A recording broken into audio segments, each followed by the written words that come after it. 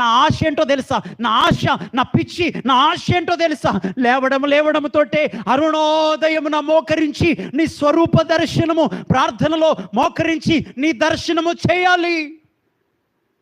నీ ముఖ దర్శనంతో నా ఆశ తీర్చుకోవాలి.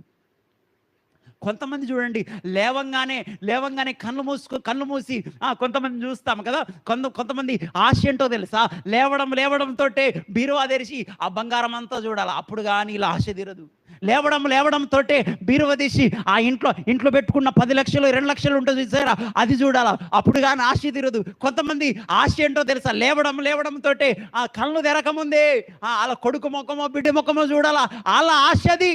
కొంతమంది లేవడంతో ఈరోజు మా బంధువు ఏం స్టేటస్ పెట్టిండో, లేవడంతో ప్రార్థన కాదు ఆశ, దేవుని స్వరూపము, ఆయన ముఖ దర్శనము చేయాలనే ఆశ కాదు వీళ్ళది.